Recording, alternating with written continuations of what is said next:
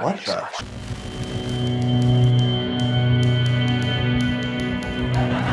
What's up, guys? Today we're talking about Caveat, written and directed by Damian McCarthy. Johnny French plays an amnesiac man named Isaac, whose landlord, Mo, Ben Caplan, offers him a caretaking job looking after his disturbed adult niece, Olga, played by Leila Sykes. Of course, like all types of employment, it comes with a frightening caveat. While the film does lack narrative depth, it is rich with ambiance, horrifying sound design, and is effectively spooky. Let's get into it. While I was left wanting a little more, you can really see what McCarthy is cooking on with Caveat. His visual style is apparent in Caveat's blueprint, immediately noticeable in Oddity, his staggeringly wonderful 2024 gothic nightmare. He likes his creepy objects and Bernard Rose-inspired set design, foxes living in the walls and birds nesting in the chimney, reaching deep into holes with scary stuff lying in wait. It's too bad the drumming rabbit, akin to the monkey, didn't have more narrative significance other than being a warning sign, but it's still an awesome visual motif like the wooden doll from Oddity, and acts as a dowsing rod, which matches McCarthy's gothic horror mission statement. The story of Caveat is relatively simple, if nonsensical. Isaac has memory loss, and his creepy landlord, Mo Barrett, asserted as an old friend that Isaac doesn't really remember for some reason, hires him for a job taking care of his mentally unstable niece, Olga. Everything is wrong from the beginning, alarm bells going off like crazy. And of course, as things unfold, we realize that Olga is isolated on an island, Isaac can't swim, and oh yeah, Mo requires him to be strapped into a chained harness, so he is only able to access certain parts of the house, otherwise Olga could go catatonic or have a psychotic break. He also can't reach a restroom.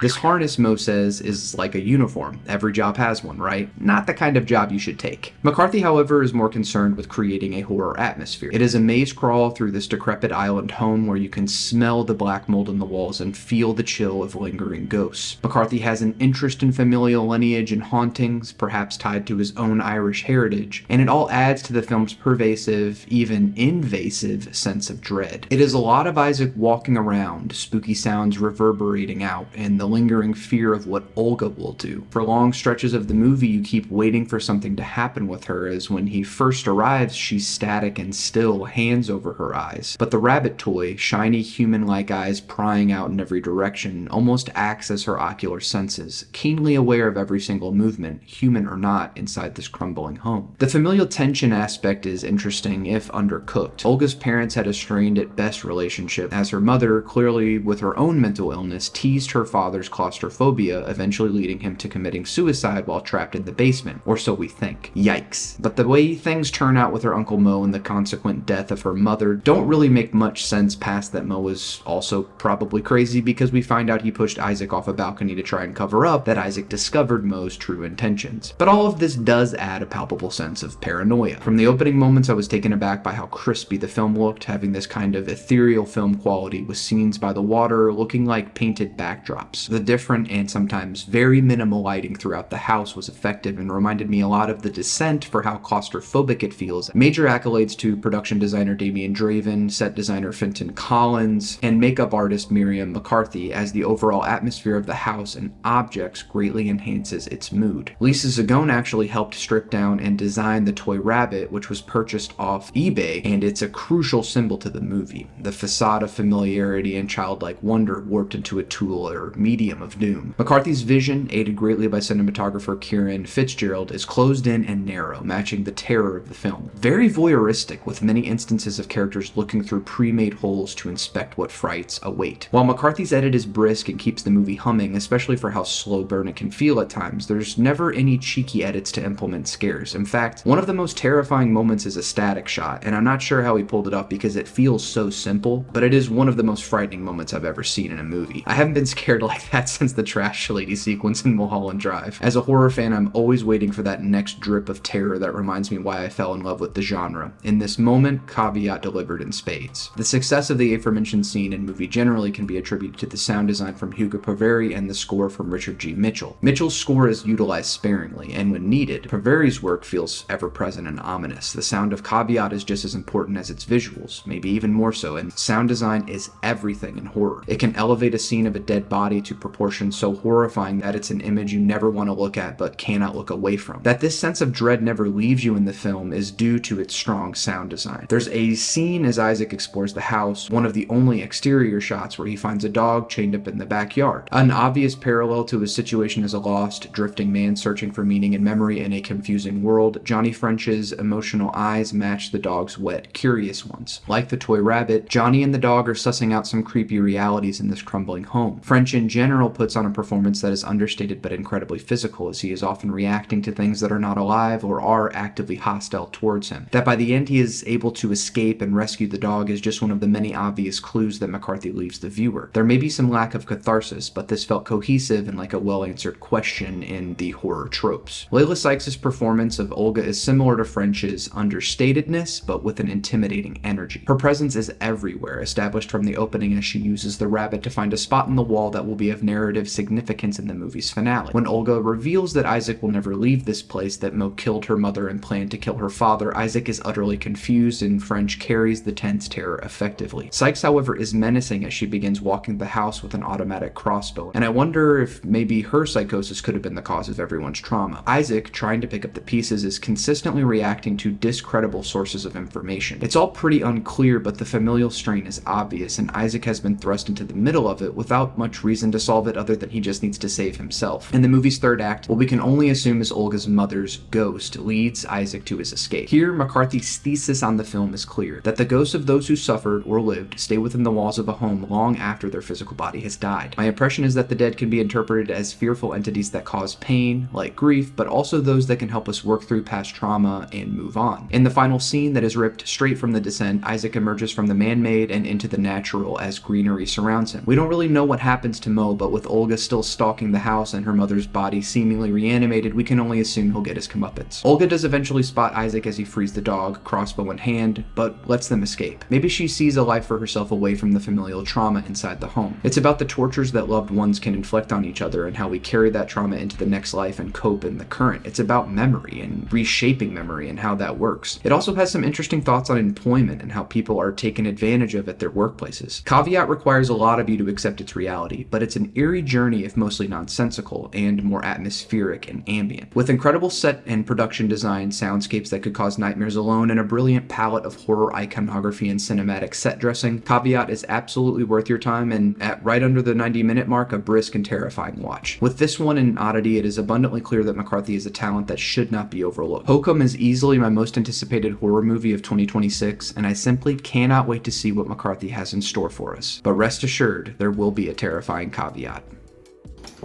What did you think of Caveat? Do you prefer this or do you prefer 2024's Oddity? Leave all the comments below, and before you go, don't forget to like this video and subscribe to the channel for more. Until next time, stay safe out there. What the?